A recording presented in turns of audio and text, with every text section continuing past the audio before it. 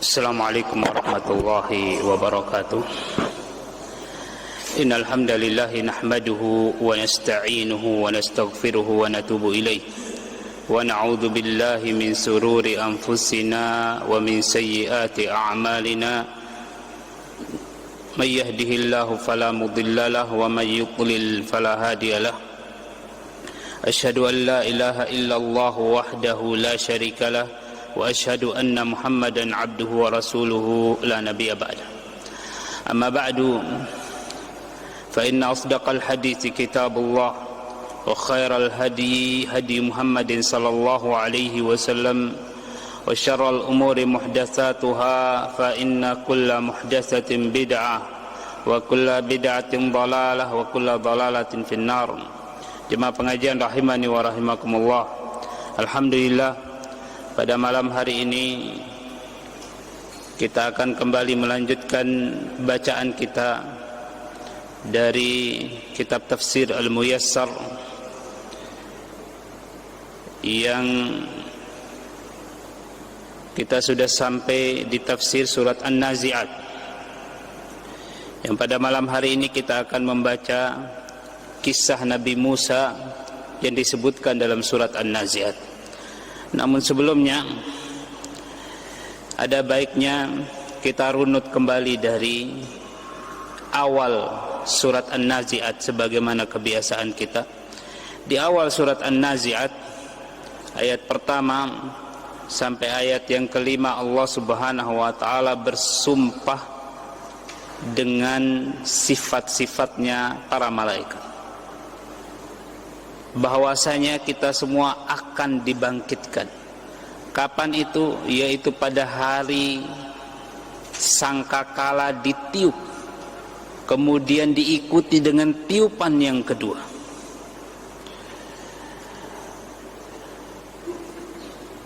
Pada saat itu kita akan dibangkitkan dalam keadaan yang sangat takut. Pandangan mata kita tunduk, abasaruha khasyiah, pandangan kita tunduk semua.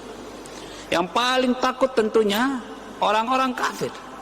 Kenapa? Karena mereka yang mendustakan hari kebangkitan. Ketika di dunia mereka berkata, a inna lamarduduna fil hafirah. Mereka saking tidak yakinnya, mereka berkata, apakah sesungguhnya kita akan dikembalikan kepada kehidupan semula? Aidza kunna 'idhaman nakhira, setelah kita menjadi tulang belulang yang hancur lebur. Kalau begitu kita kembali besok tentu dalam keadaan yang sangat merugi, katanya. Saking tidak yakinnya mereka akan hari kebangkitan.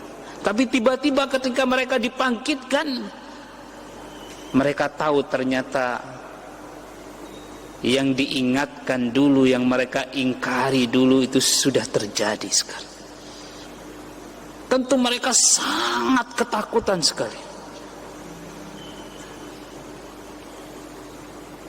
Allah Subhanahu wa taala membantah perkataan-perkataan mereka di dunia ini, bahwa sesungguhnya kebangkitan itu innama hiya zajratun wahidah, hanyalah dengan satu kali tiupan saja. Fa idahum bisahirah, maka dengan serta merta mereka hidup kembali di permukaan bumi, yang tentu saja bumi yang berbeda dengan bumi kita sekarang.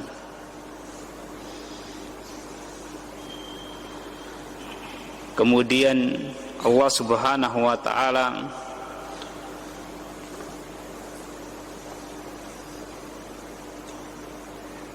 berfirman kepada mereka semuanya, hal ataka haditsu Musa. Jika kalau kamu hendak mengambil pelajaran, atau Allah Subhanahu wa taala hendak mengatakan, ambil itu pelajaran dari Fir'aun dan Nabi Musa. Hal ataka haditsu Musa, apakah kamu sudah dengar, sudah datang kepadamu berita tentang kisahnya Nabi Musa. Tentu saja orang-orang kafir Quraisy mereka sudah dengar kisah tentang Nabi Musa dan Fir'aun. Kenapa? Karena tempat hidup mereka berdekatan. Dan ini kisah yang sangat terkenal dan dikisahkan oleh orang-orang Yahudi dan orang-orang Nasara yang hidup di sekeliling orang-orang Arab. Orang Yahudi ada di negeri Madinah, ada di negeri Syam. Orang Nasara ada di negeri Syam, ada di negeri Yaman, di mana orang-orang kafir Quraisy sering berdagang ke negeri Syam dan negeri Yaman. Tentu mereka dengar kisah ini. Ini kisah yang tenar. Namun Allah Subhanahu wa taala hendak menegaskan kisah tersebut supaya mereka tahu inilah akibatnya kalau mendustakan utusan Allah Subhanahu wa taala, mendustakan ajarannya dan mendustakan hari kebangkitan. Allah Subhanahu wa taala mulai mengisahkan tentang kisah Nabi Musa dan Fir'aun di ayat yang ke-16 dan seterusnya. Allah Subhanahu wa taala berfirman, "Idnadahu rabbuhu bil wadil muqaddasi tuwa." Tatkala Rabbnya memanggilnya di lembah suci, yaitu lembah Tuwa. "Idhhab ila fir'auna innahu tagha." Pergilah kamu ke Fir'aun, sesungguhnya dia telah melampaui batas. Faqul hallaka ila an tazakka, dan katakan kepada Fir'aun, adakah keinginan bagimu untuk membersihkan diri? Wa ahdiyaka ila rabbika fatakhsha, dan kamu akan kupimpin ke jalan Rabbmu agar supaya kamu takut kepadanya. Berkata para ahli tafsir dalam kitab tafsir Al-Muyassar, hina nadahu rabbuhu bil wadil mutahhar al mubarak Tuwa. Kisah ini yaitu ketika Allah Subhanahu wa taala memanggil Nabi Musa di lembah yang suci, yaitu lembah Tuwa. Faqala lahu, Allah Subhanahu wa taala di situ berfirman kepada Nabi Musa, idhhab ila Fir'aun, pergilah ke Fir'aun. Innahu qad afrata fil isyan, sesungguhnya Fir'aun itu telah melampaui batas dalam kedurhakaan. Faqul lahu, katakan kepada Fir'aun, atawaddu an tutahhira nafsaka minan naqais, maukah kamu membersihkan dirimu dari kekurangan-kekurangan? Wa tuhalliha bil iman, dan kamu hiasi dengan keimanan. Wa ursyiduka ila ta'ati rabbik, dan aku tunjukkan kamu kepada jalan ketaatan kepada Rabbmu. Fatakhshahu wa tattaqihi, sehingga kamu bisa takut kepada Rabbmu dan bertakwa kepadanya. Jemaah pengajian rahimani wa rahimakumullah,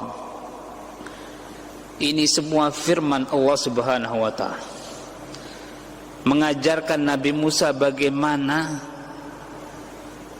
berdakwah kepada Fir'aun. Dan itulah yang dikatakan oleh Nabi Musa kepada Fir'aun. Ayat-ayat ini dengan jelas menunjukkan bahwasanya Allah Subhanahu wa taala langsung berfirman kepada Nabi Musa alaihissalam dengan suara yang bisa didengar oleh Nabi Musa, dengan kalimat yang bisa dipahami, yang tersusun dari huruf-huruf yang dikenal oleh Nabi Musa, yang diketahui maknanya. Allah Subhanahu wa taala juga menegaskan dalam surat Thaha ayat yang ke-13, wa ana ikhtartuka fastami' lima yuha, dan aku telah memilihmu wahai Musa, maka dengarkanlah baik-baik apa yang akan diwahyukan kepadamu. Ayat ini tidak terbantahkan lagi bahwasanya Allah Subhanahu wa taala berfirman dengan suara yang bisa didengar. Ayat ini jelas membantah pemahaman orang-orang Jahmiyah yang mengatakan bahwasanya Allah Subhanahu wa taala tidak berbicara. Al-Quran ini kata orang-orang Jahmiyah makhluk, ciptaan Allah Subhanahu wa taala.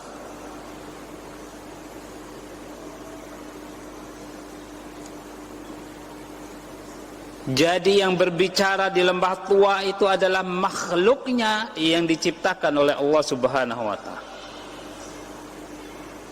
Allah Subhanahu wa taala tidak berfirman.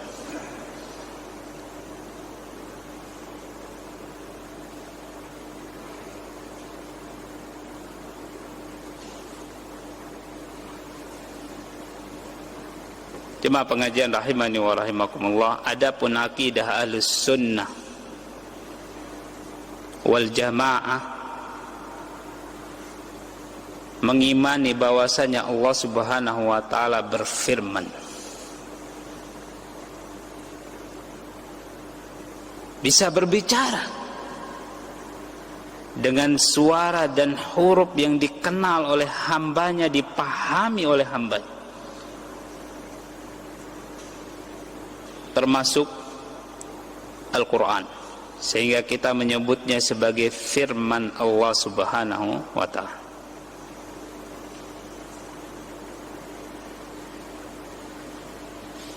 Di awal-awalnya hanya dua pemahaman ini saja yang berkembang, yaitu pemahaman Ahlus Sunnah yang menyatakan bahwasanya Allah Subhanahu wa ta'ala berbicara sesuai dengan keagungan Allah Subhanahu wa ta'ala, dan jangan tanya bagaimana caranya, karena kaifiyat cara hanya Allah Subhanahu wa ta'ala yang maha mengetahui. Kemudian setelah itu muncul pemahaman Jahmiyah yang menyatakan bahwasanya Allah Subhanahu wa ta'ala tidak berbicara, tidak berfirman.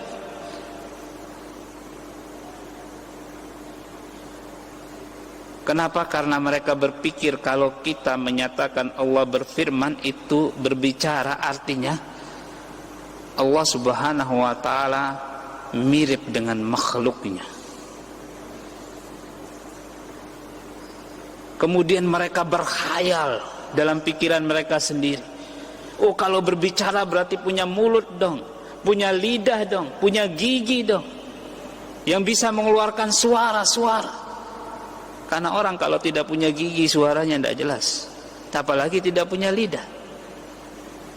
Pikirannya Allah Subhanahu wa ta'ala mirip seperti manusia yang butuh hal-hal seperti itu kalau berbicara. Waliyadzubillah. Adapun Ahlus Sunnah wal Jamaah mengimani bahwasanya Allah Subhanahu wa ta'ala berfirman sesuai dengan keagungannya dan menyerahkan caranya hanya kepada Allah yang maha mengetahui. Setelah itu muncul Ibnu Kilab dan pengikut-pengikutnya yang menyatakan bahwasanya Allah Subhanahu wa ta'ala punya sifat kalam, berbicara. Namun sifat kalamnya Allah Subhanahu wa ta'ala qadim. Qadim itu artinya lama.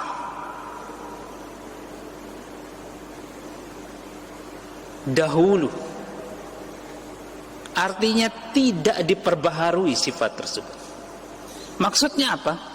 Allah Subhanahu wa ta'ala dengan zatnya punya sifat asli dulu berbicara, tapi setelah itu tidak berbicara.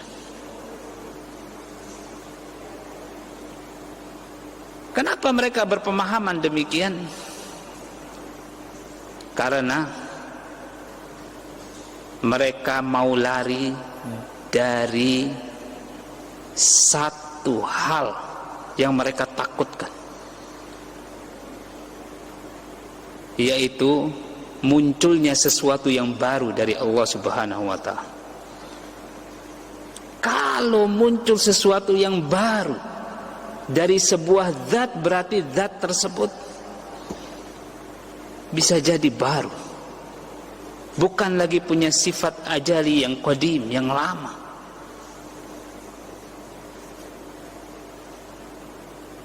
Sehingga mereka menafikan kalau Allah Subhanahu wa taala punya sifat baru, memperbaharui sifat-sifatnya dan sebagainya. Ini bukan Tuhan, kata mereka. Sama seperti makhluk. Wala'udzubillah. Lantas kalau ditanya apa yang didengar oleh Nabi Musa, mereka berkata bahwasanya Nabi Musa tidaklah mendengar dengan telinga beliau, tapi Allah Subhanahu wa taala memasukkan makna firman-Nya langsung ke dalam hatinya Nabi Musa. Wala'udzubillah. Kalau begitu, buat apa Allah Subhanahu wa taala memerintahkan fastami' lima yuha, dengarkan baik-baik? Kalau begitu Allah Subhanahu wa taala berdusta dong menyatakan bahwasanya idhab ila fir'aun innahu tagha, mengisahkan seperti ini. Wala'udzubillah. Jemaah pengajian rahimani wa rahimakumullah, yang paling lurus, paling mudah, yang enak diyakini, tidak perlu ada pertanyaan-pertanyaan yang timbul mengikutinya. Kita berakidah seperti akidahnya para sahabat ridwanullahi alaihim ajmain, seperti akidahnya Rasulullah sallallahu alaihi wasallam. Imani sesuai dengan makna yang kita pahami, adapun kaifiatnya serahkan kepada Allah Subhanahu wa taala. Tidak repot kita menjawab konsekuensi ini, konsekuensi itu, pertanyaan ini, pertanyaan itu.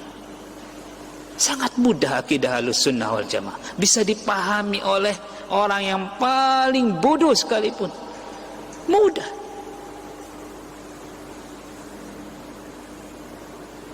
Tidak seperti akidah orang-orang Asy'ariyah yang wala'udzubillah harus mengerti dulu bahwasanya ada yang namanya sifat Allah Subhanahu wa taala al-kalam, yang jenisnya ada dua, ada yang qadim. Mohon maaf, ada sifat Allah Subhanahu wa taala al-kalam yang qadim, yang kalau dia berfirman kepada hambanya itu dimasukkan maknanya ke dalam hatinya, yang kemudian wala'udzubillah, jemaah pengajian rahimani wa rahimakumullah, menimbulkan sekian banyak pertanyaan-pertanyaan. Lantas bagaimana kita memahami firman Allah yang ini, yang itu, dan mengisahkan bagaimana Allah Subhanahu wa taala mengajak bicara hambanya, mengajak bicara Rasulnya sallallahu alaihi wasallam ketika Isra dan Mi'raj. Jemaah pengajian rahimani wa rahimakumullah, semoga Allah Subhanahu wa taala merahmati kita semuanya. Tidak mengimani Allah Subhanahu wa taala berfirman, berbicara, atau menyatakan Al-Qur'an makhluk, atau Al-Quran itu diturunkan oleh Allah Subhanahu wa taala dalam bentuk makna yang nanti akan diungkapkan oleh Jibril dengan huruf-huruf, atau diungkapkan oleh Rasulullah sallallahu alaihi wasallam dalam bentuk huruf-huruf bahasa Arab dan sebagainya. Yang seperti ini jelas akan membuka pintu fitnah yang sangat besar. Oleh karena itu tidak aneh zaman sekarang ini ada dari orang-orang liberal yang sangat berani sekali menghina Al-Quran, Mereka berkata, toh Al-Quran bukan firman Allah Subhanahu wa ta'ala, makhluk.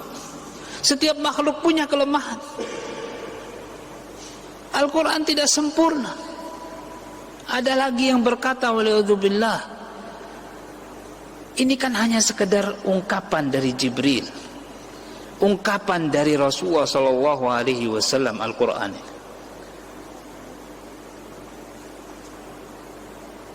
Yang boleh dong kita juga mengungkapkan dengan cara berbeda, atau memaknainya dengan cara yang berbeda, sehingga seenak perutnya mereka menafsirkan Al-Quran menjadi ini, menjadi itu, ke pemahaman-pemahaman sesat mereka,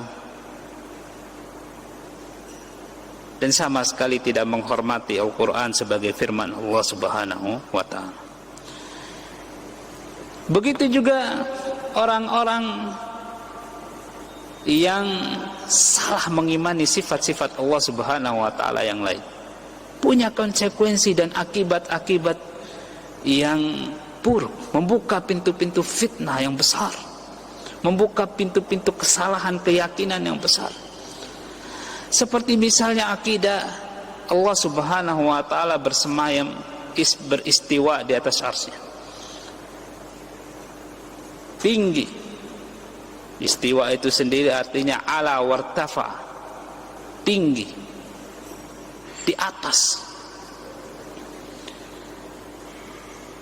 Ada orang yang menyatakan Allah Subhanahu wa ta'ala di mana-mana. Ini akidah Jahmiyah, akidah Ashabul Hulul, orang-orang yang menyatakan Allah Subhanahu wa ta'ala bersatu dengan makhluknya. Akidah Sufiyah,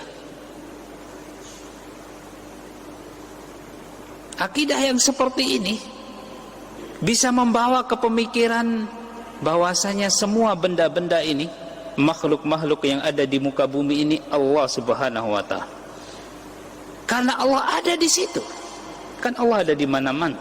Jadi Allah ada di sini, ada dalam air minum, ada di tiang-tiang, ada di binatang-binatang, ada di semua tempat. Jadi tidak salah dong kalau kita menyatakan tembok ini Allah, itu Allah, semua yang ada ini adalah Allah Subhanahu wa ta'ala. Persis seperti akidahnya Ashabul Hulul, yang kalau di film apa itu, Wali Songo itu Syekh Siti Jenar, kalau benar filmnya. Cuma pengajian rahimani wa rahimakumullah,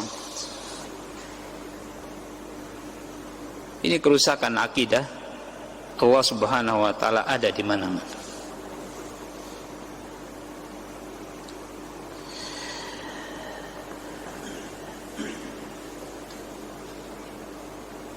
Yang sempat kita dengar tenar bahwasanya akidah Allah di mana-mana itu bukan akidah orang-orang Asy'ariyah.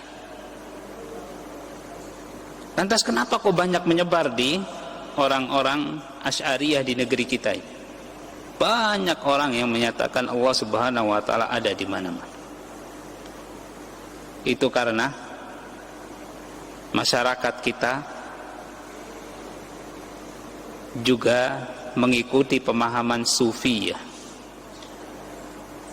Orang-orang Sufilah yang memperkenalkan Allah Subhanahu wa ta'ala ada di mana-mana. Adapun orang-orang Asy'ariyah, kebanyakan para pembesar mereka menyatakan bahwasanya walaupun mereka ada yang berselisih pendapat, pemahamannya berbeda-beda, pada intinya mereka menyatakan bahwasanya Allah Subhanahu wa ta'ala tidak di dalam alam ini, tidak di luar alam. Tempatnya yaitu ketika Allah Subhanahu wa ta'ala, sebelum Allah Subhanahu wa ta'ala menciptakan alam semesta ini. Tidak di sana, tidak di sini. dan tidak di mana-mana. Sehingga sebagian orang berkata orang-orang Asy'ariyah ini menyembah sesuatu yang tidak ada, karena tidak di mana-mana, nggak ada di sana, nggak ada di sini. Al-muhim, ungkapan para ulama mereka berbeda-beda. Ada juga di antara orang-orang Asy'ariyah yang menyatakan Allah Subhanahu wa taala di atas arsy. Ada. Bahkan di Indonesia ini ada juga tokohnya yang menyatakan bahwasanya Allah Subhanahu wa taala ada di atas arsy. Jadi Asy'ariyah bermacam-macam punya pendapat.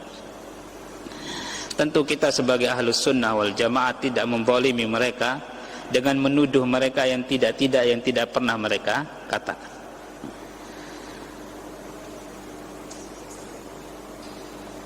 Begitu juga mestinya mereka tidak menuduh salafiyah atau yang mereka sebut sebagai wahabiyah dengan tuduhan yang macam-macam.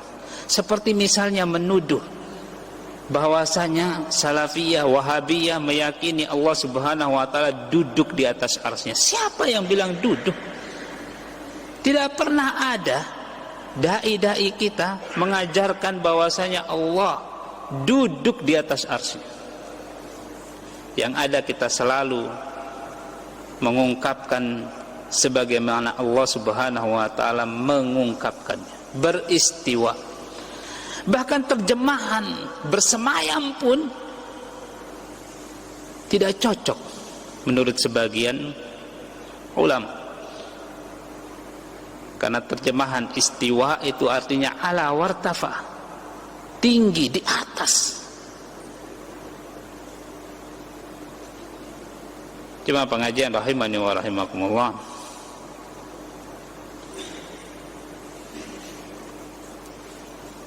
oleh karena itu jika ada acara bantah-bantahan di media sosial dan dimanapun, mestinya kita adil untuk berbicara. Jangan sampai kita menuduh yang tidak-tidak, seperti menuduh misalnya orang yang menyatakan Allah Subhanahu wa taala di atas langit sebagai mujassim. Orang-orang yang berakidah Allah itu punya jisim, bentuk. Siapa yang pernah menyatakan demikian? Ahlus sunnah wal jamaah salafi sangat hati-hati berbicara tentang sifat Allah Subhanahu wa ta'ala. Mesti harus sesuai, cocok dengan apa yang difirmankan oleh Allah Subhanahu wa ta'ala, disabdakan oleh Rasulullah sallallahu alaihi wasallam. Jangan sampai karena tidak suka dengan kita kemudian tidak berbuat adil, mengada-adakan sesuatu, berbohong, menuduh yang tidak-tidak. Kita saudara sesama muslim, mestinya jujur berbicara. Jika ada saudara kita berkeyakinan demikian, kita sampaikan keyakinannya memang demikian. Jika tidak, jangan. Allah Subhanahu wa ta'ala melarang demikian.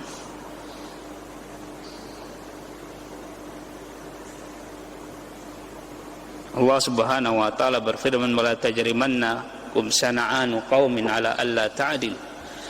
Jangan sampai rasa benci kalian kepada suatu kaum membuat kalian tidak bersikap adil kepada mereka. I'dilu, berbuat adillah. Cuma pengajian rahimani wa rahimakumullah, apalagi jika yang berbicara itu doktor, sudah paham bagaimana kaidah ilmiah. Yang berbicara itu orang-orang tamatan kampus-kampus, sudah tahu bagaimana mestinya bersikap ilmiah, mencari rujukan-rujukan yang jelas. Jemaah pengajian rahimani wa rahimakumullah, semoga Allah Subhanahu wa ta'ala merahmati kita semuanya. Kita kembali ke kisah Nabi Musa alaihissalam yang dipanggil oleh Allah Subhanahu wa ta'ala ke lembah suci, Tua. Nama lembahnya dinamakan oleh Allah Subhanahu wa ta'ala Tua. Kenapa disebut suci? Karena dipakai Allah Subhanahu wa ta'ala berbicara dengan Nabi Musa alaihissalam.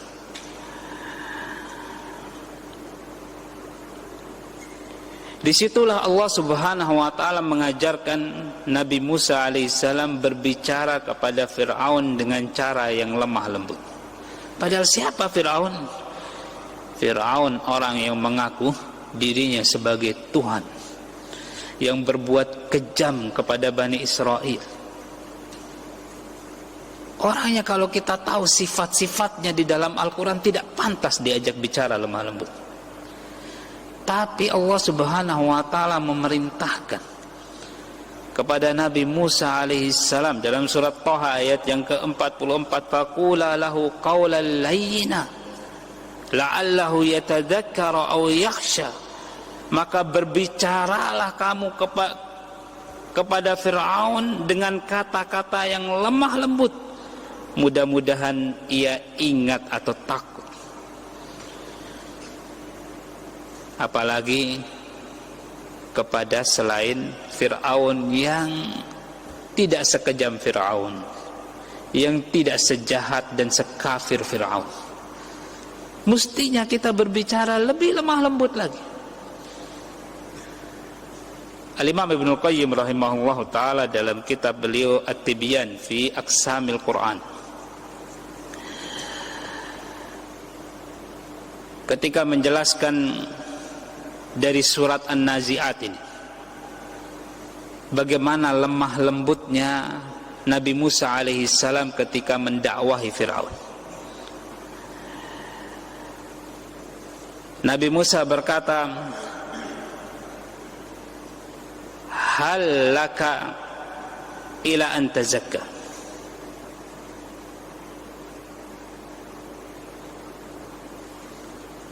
Faqul, katakan wahai Musa, halaka, maukah, adakah keinginan bagimu, ila antazakka, untuk membersihkan diri.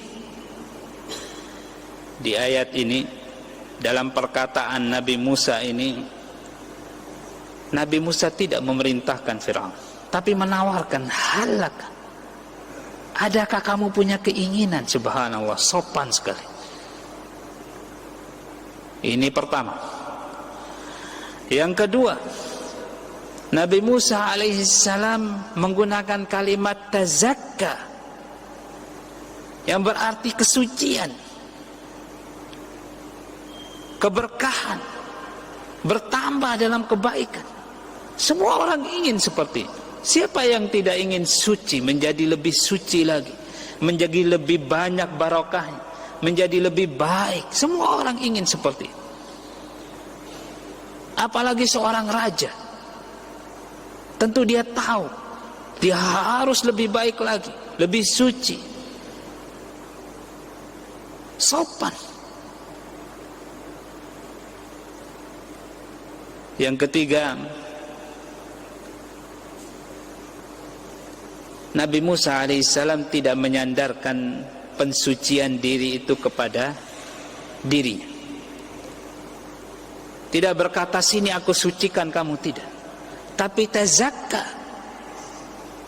supaya kamu bisa mensucikan dirimu sendiri. Jadi yang mensucikan dirinya Fir'aun.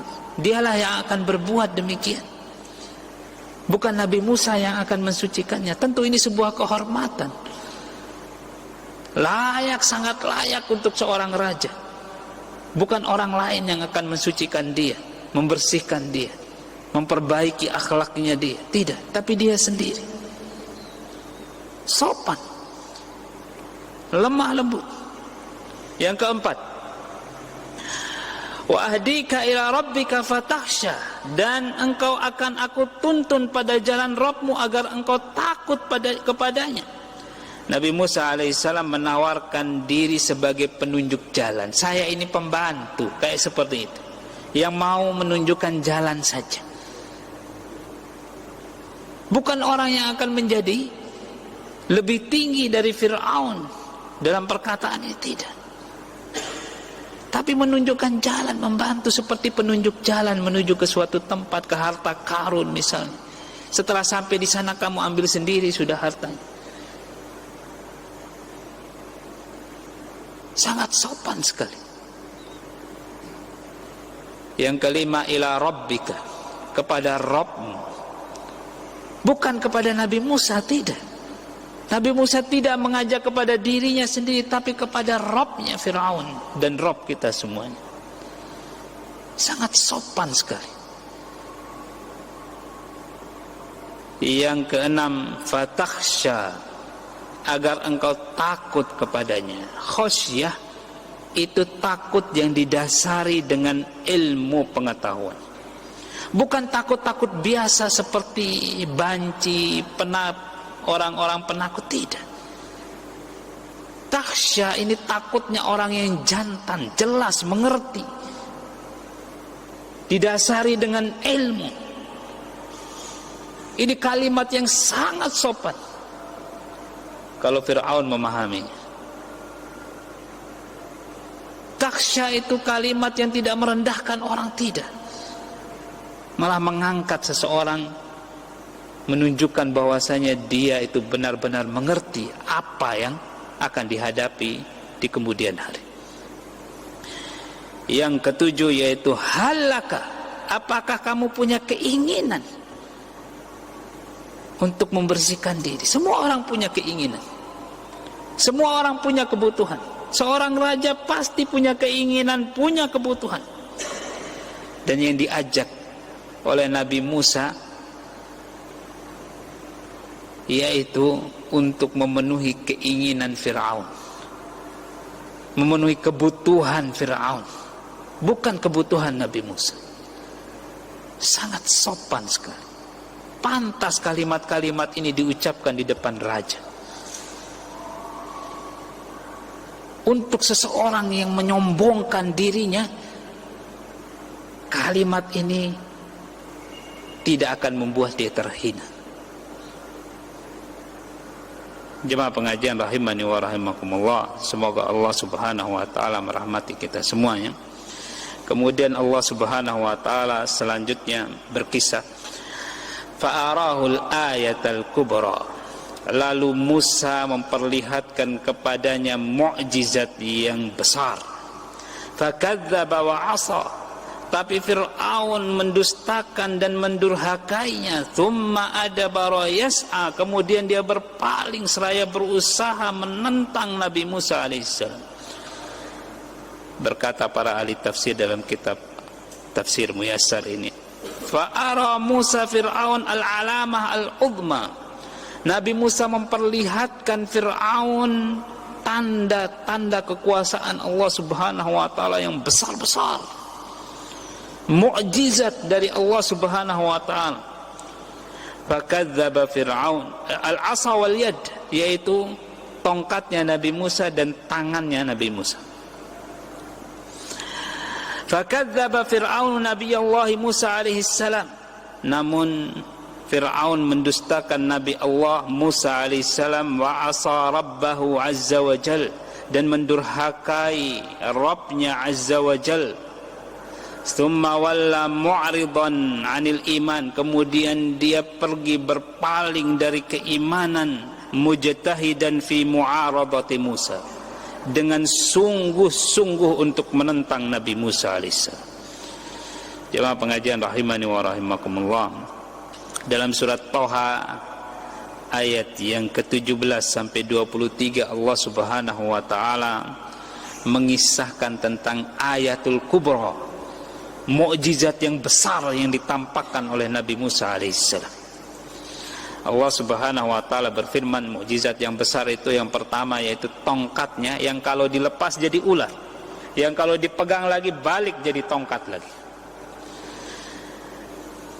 Allah Subhanahu wa taala berfirman, wa ma tilka biyaminika ya Musa, ketika di lembah tua, ketika Allah Subhanahu wa taala mengajak Nabi Musa berbicara. Ketika itu Nabi Musa bawa tongkat. Ditanya oleh Allah Subhanahu wa taala, apa yang di tangan kananmu wahai Musa? Qala hiya 'asaya atawakka'u 'alaiha wa ahussu biha 'ala ghanami wa liya fiha ma'aribu ukhra.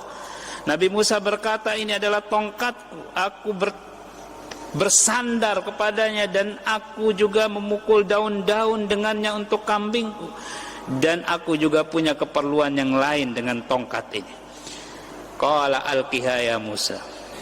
Kemudian Allah Subhanahu wa taala berfirman, lemparkan tongkat itu wahai Musa. Allah hendak mengajarkan Nabi Musa mukjizat. Untuk menunjukkan mukjizatnya, lemparkan tongkat. Fa'alqaha fa'idah hiya hayyatun tas'a. Lalu dilemparkan tongkat itu oleh Nabi Musa, maka tiba-tiba menjadi seekor ular yang merayap dengan cepat. Tentu kalau dalam kondisi seperti ini manusia takut, Nabi Musa pun takut. Tongkatnya dilepas, tiba-tiba jadi ular, subhanallah. Nabi Musa takut. Dikisahkan dari surat Al-Naml ayat yang ke-10. Allah Subhanahu wa taala berfirman, wa alqi asaka. Lempar tongkatmu wahai Musa. Falamma ra'aha tahtazzu ka'annaha jannun walla mudbira wa lam yu'aqib. Dan ketika tongkatnya itu dilemparkan oleh Nabi Musa, beliau melihat tongkat itu bergerak-gerak seperti seekor ular yang gesit. Larilah Nabi Musa berbalik ke belakang tanpa menoleh sedikit pun. Lari, takut beliau. Manusia biasa seperti kita. Allah Subhanahu wa taala kemudian berfirman, la takhaf, jangan takut. Inna la yakhafu inni la yakhafu ladayyal mursalun. Sesungguhnya tidak ada orang yang dijadikan rasul itu takut kepadaku. Oleh karena itu di surat Thaha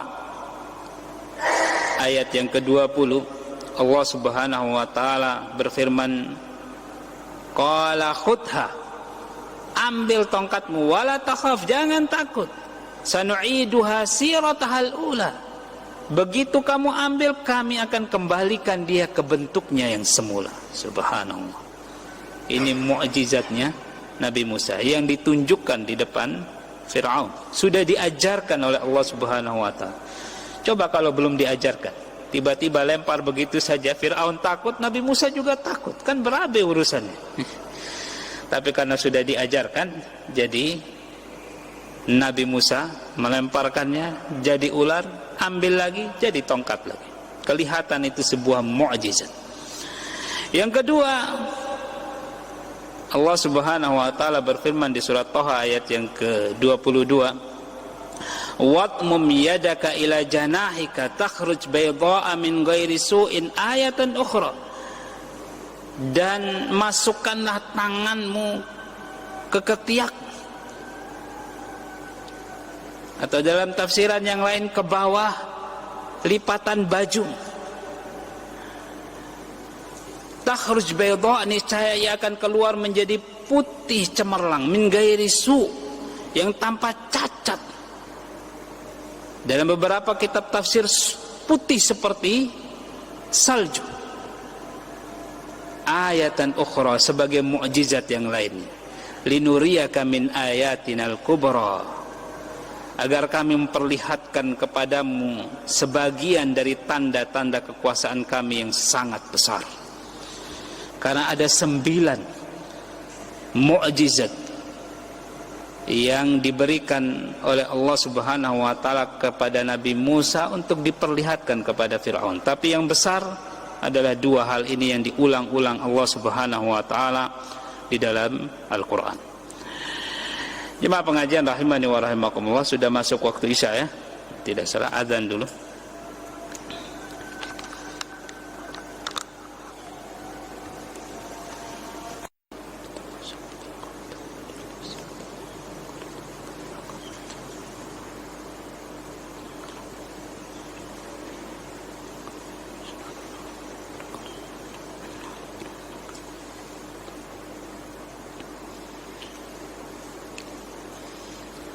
Bismillah, alhamdulillah, wassalatu wassalamu ala rasulihi wa ala alihi wa sahbihi wa mawalah wa ba'du. Kita lanjutkan sedikit.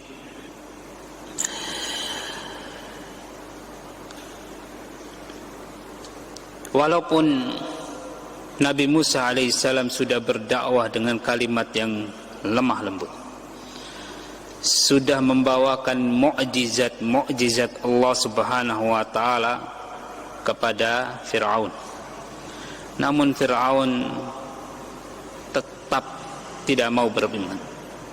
Allah Subhanahu wa taala berfirman, fakadzdzaba wa 'asa. Firaun tetap mendustakan dan mendurhakai Nabi Musa alaihissalam. Wala'udzubillah. Padahal kejadian ketika Nabi Musa alaihissalam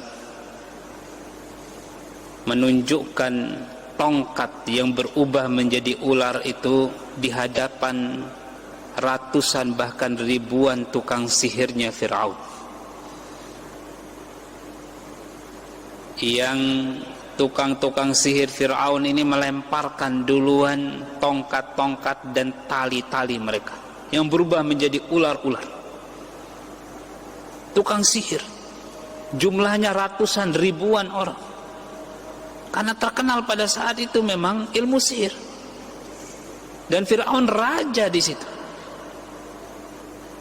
memiliki penyihir-penyihir yang banyak. Dan penyihir-penyihir itu berlomba-lomba cari hadiah dari raja mereka, sehingga mereka betul-betul mencurahkan perhatian dan ilmu mereka untuk mengalahkan Nabi Musa alaihissalam.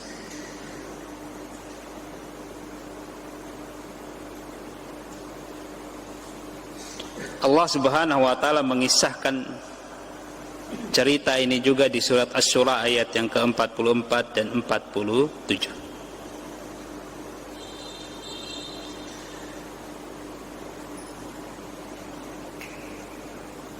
Dan dikisahkan Nabi Musa alaihissalam sempat takut juga melihat luar biasa ular-ular yang dimunculkan oleh tukang-tukang sihir Firaun.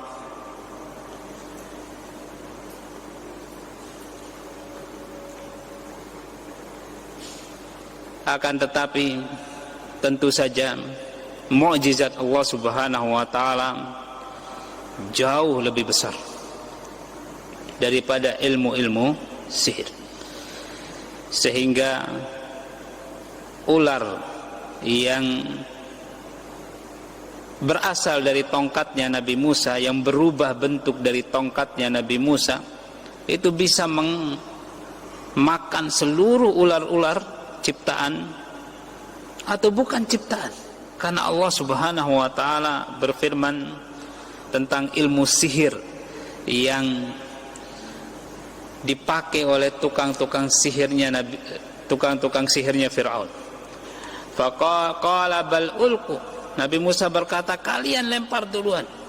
Fa idza hibaluhum wa isiyuhum yukhayyalu ilaihi min sihrihim in annaha tas'a. Dan tiba-tiba tali-tali dan tongkat-tongkat para tukang sihir itu terbayang kepada Nabi Musa seakan-akan ia merayap dengan cepat lantaran sihir mereka. Jadi sihirnya para tukang sihir Firaun ini merubah pandangan orang yang melihatnya, bukan merubah bentuk.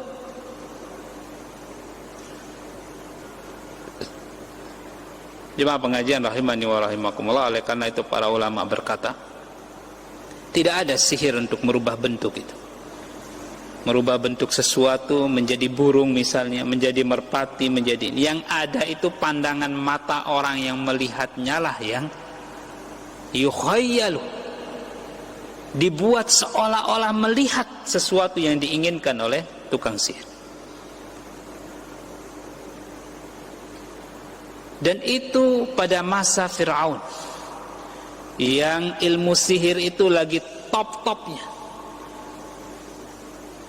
Dan tukang sihir ini tukang sihir asli, pintar-pintar.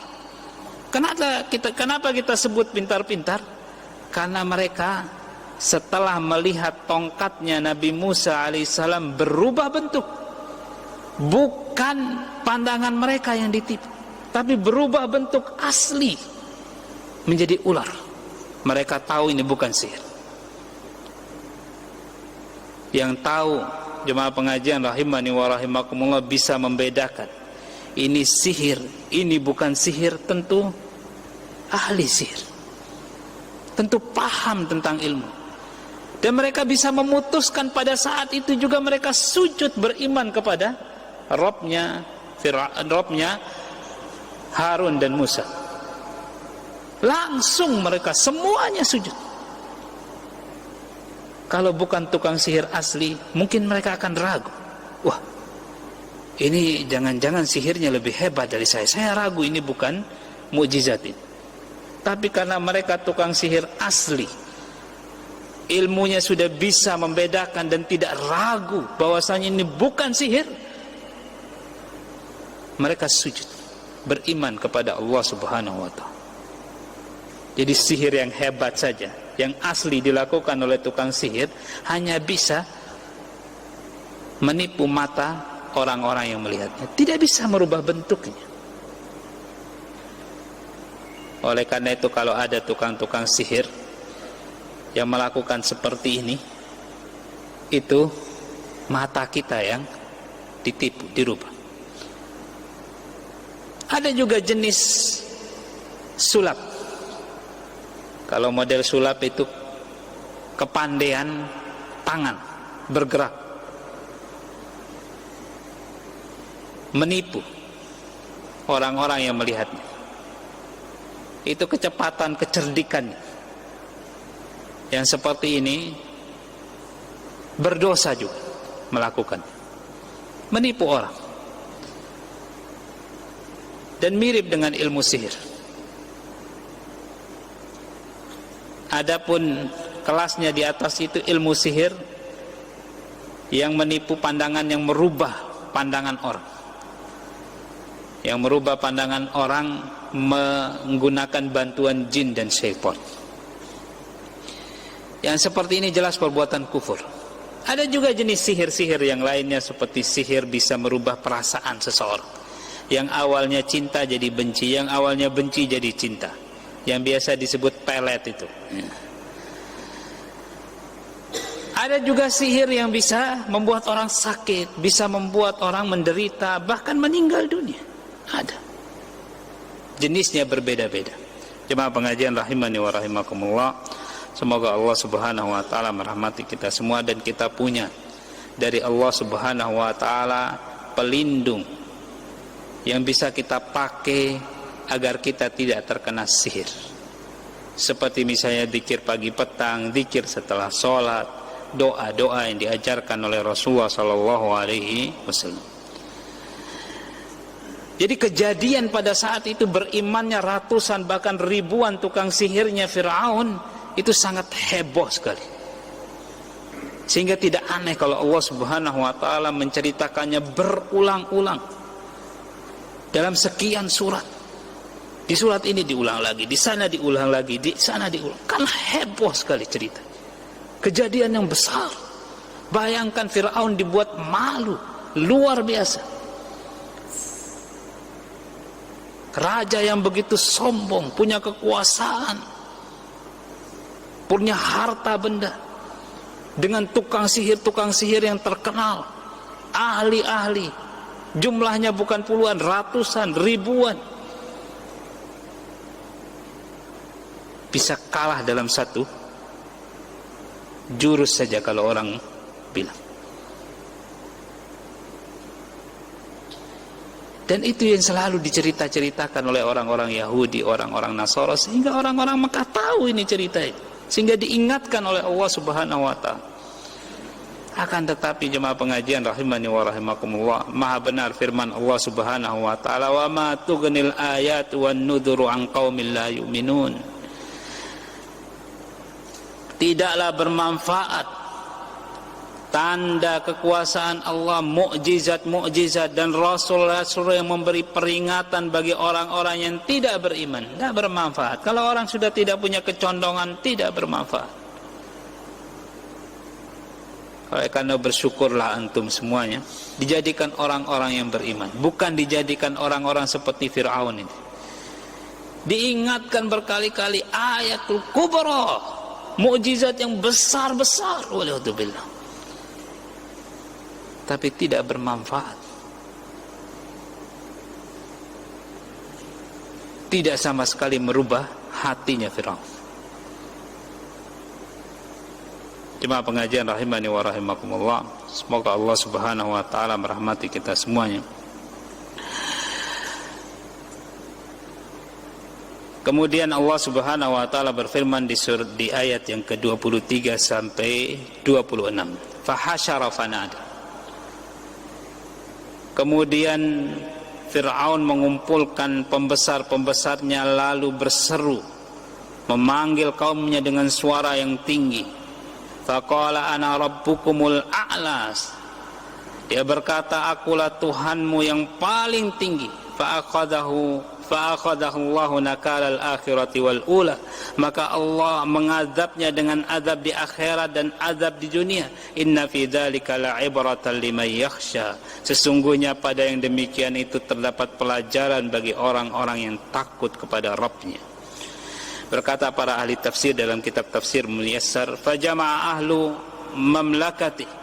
Fir'aun mengumpulkan penduduk-penduduknya, wanadahum, dipanggil mereka semuanya, faqal, dan dia berkata di depan rakyatnya, ana rabbukumul ladzi la rabba fawqahu. Saya ini Tuhan kalian yang tidak ada Tuhan di atasku. Fantaqamallahu minhu bil adab fid dunya wal akhirah. Kemudian Allah Subhanahu wa taala membalas Fir'aun ini dengan adab di dunia dan di akhirat. Wa ja'alahu 'ibratan wa nakalal li amsalihi minal mutamarridin. Dan Allah menjadikan kisah ini sebagai pelajaran bagi orang-orang yang semisalnya, yang tidak mau tunduk.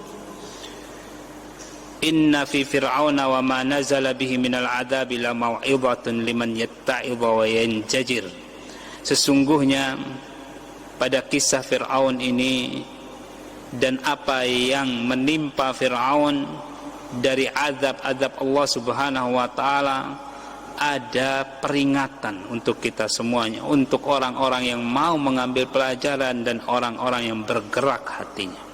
Jemaah pengajian rahimani wa rahimakumullah, para ulama punya 3 pendapat apa yang disebut sebagai nakal al-akhirati wal ula. Kalau di terjemahan atau di kitab tafsir Muyassar ini, nakal al-akhirati wal ula artinya azab di dunia dan azab di akhirat. Azab di dunia yaitu ketika dia ditenggelamkan oleh Allah Subhanahu wa taala. Jelas orang tenggelam itu menyakitkan. Azab di dunia termasuk yaitu azab kubur. Kemudian azab di akhirat nanti dia akan mendapatkan azab neraka dari Allah Subhanahu wa taala.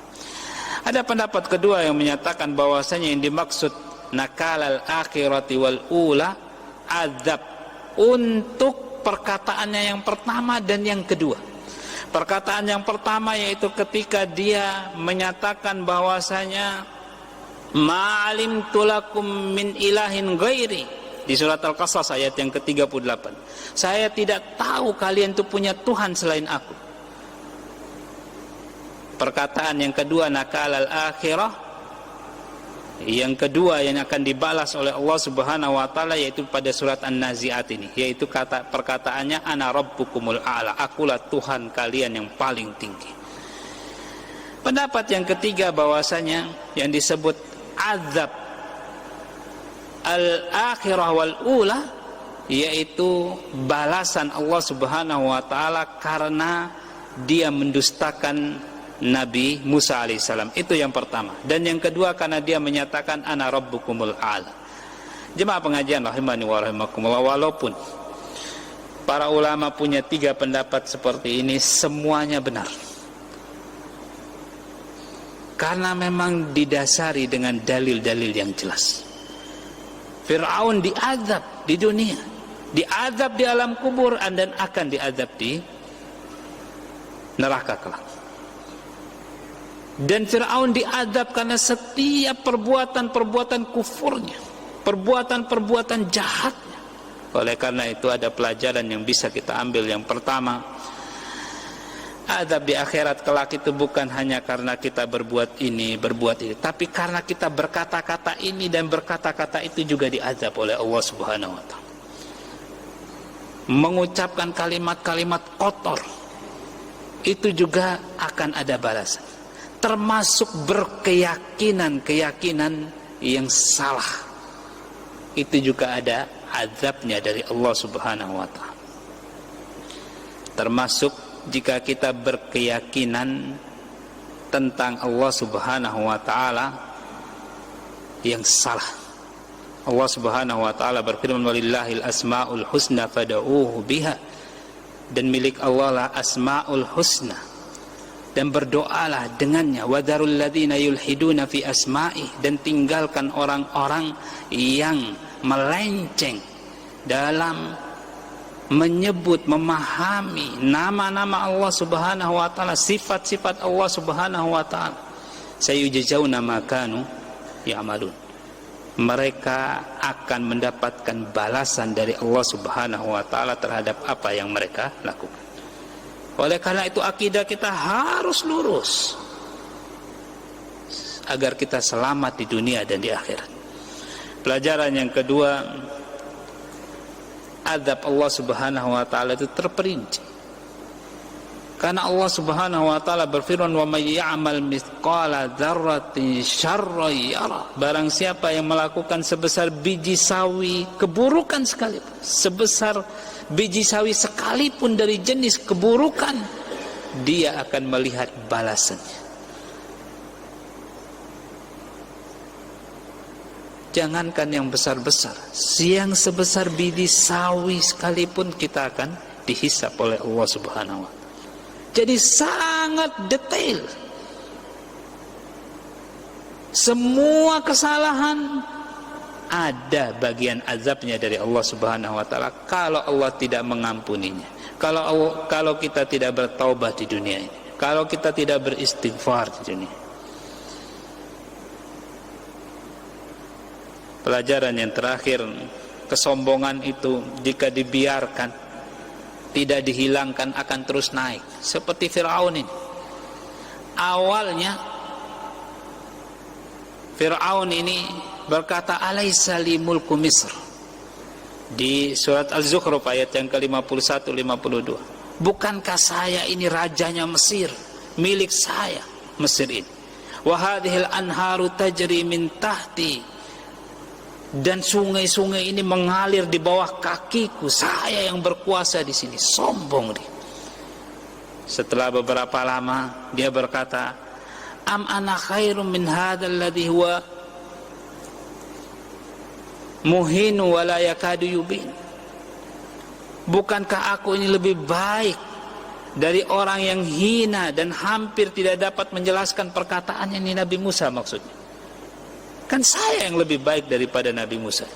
Kemudian dia berkata, ya ayyuhal mala'u. Setelah beberapa lama dia berkata, wahai para pembesar kaumku, ma'alimtu lakum min ilahin ghairi. Saya tidak tahu kalian punya Tuhan selain aku.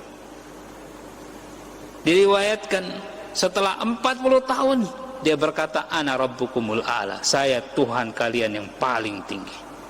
Subhanallah.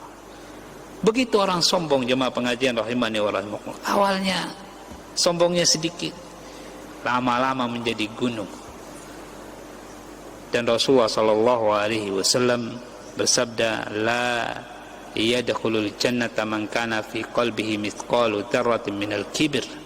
Tidak akan masuk surga orang yang punya sebesar biji sawi kesombongan di hatinya. Tentu saja yang dimaksud sombong dalam hadis yang lain, Rasulullah sallallahu alaihi wasallam bersabda, al-kibru batarul haqqi wa ghamtun nas. Kesombongan itu menolak kebenaran dan merendahkan orang lain. Seperti Fir'aun ini merendahkan Nabi Musa, merendahkan utusan Allah Subhanahu wa taala. merendahkan orang-orang lain dan menolak kebenaran. Datang Nabi Musa, ditolak sama dia kebenaran, walaupun sudah sangat jelas kebenaran itu. Waliyadzubillah. Jemaah pengajian rahimani wa rahimakumullah, semoga Allah subhanahu wa ta'ala menjadikan kita orang-orang yang selalu rendah hati, tidak sombong, selalu menerima kebenaran dan selalu menerima petunjuk dari Allah subhanahu wa ta'ala, sehingga kita semua bisa berada di atas jalan yang lurus. Pertemuan yang berikutnya kita akan melanjutkan tafsir dari surat An-Nazi'at ini, yang berbicara tentang kemahakuasaan Allah subhanahu wa ta'ala dalam menciptakan alam semesta. Jadi jika hari ini kita berbicara tentang kisah Nabi Musa, di mana Allah subhanahu wa ta'ala ingin agar kafir-kafir Quraisy melihat kembali sejarahnya Fir'aun dan bagaimana Allah menyiksa dia, di ayat yang berikutnya Allah subhanahu wa ta'ala ingin menyadarkan orang-orang yang tidak beriman kepada hari kebangkitan bahwasanya mereka ini orang-orang yang remeh. Penciptaan mereka ini penciptaan yang mudah. Ada yang lebih dahsyat daripada penciptaan manusia. Antum asyaddu khalqan amis sama? Apakah kalian lebih hebat penciptaannya daripada penciptaan langit? Disitulah Allah subhanahu wa ta'ala akan berbicara tentang penciptaan langit. Bagaimana Allah subhanahu wa ta'ala memperkaya bumi ini. Kemudian di akhir surat An-Nazi'at, Allah subhanahu wa ta'ala akan berbicara kembali tentang bagaimana keadaan di hari kebangkitan kelak, keadaan di neraka yang akan dilalui oleh setiap orang yang pernah hidup di muka bumi. Jemaah pengajian rahimani wa rahimakumullah, saya barangkali tidak membuka tanya jawab untuk malam hari ini karena waktunya sudah lumayan panjang dari waktu adzan Isya. Kalau ada pertanyaan bisa disisakan untuk pertemuan yang berikutnya insyaallah. Jangan lupa selalu hadir pengajian, karena pengajian-pengajian seperti ini yang selalu membawa kebaikan untuk hati kita semuanya, bisa membuat kita lebih dekat kepada Allah subhanahu wa ta'ala, menjadikan kita orang-orang yang selalu bisa menjaga diri kita dari fitnah-fitnah di dunia ini. Dan jelasnya pengajian-pengajian seperti inilah yang akan membuat jalan kita menuju surganya Allah subhanahu wa ta'ala lebih terang benderang, lebih bisa kita lihat, lebih mudah kita lalui. Karena Rasulullah SAW berjanji demikian, man salaka tariqan yaltamisu fihi ilman sahhalallahu lahu bihi tariqan ilal jannah.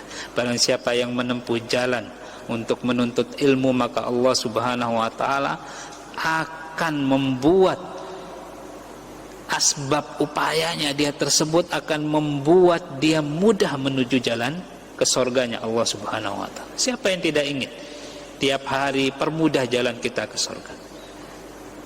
Tiap hari buat jalan kita ke surga ini lebih mudah dengan cara menuntut ilmu. Dan antum akan mensyukurinya kelak di hari kiamat.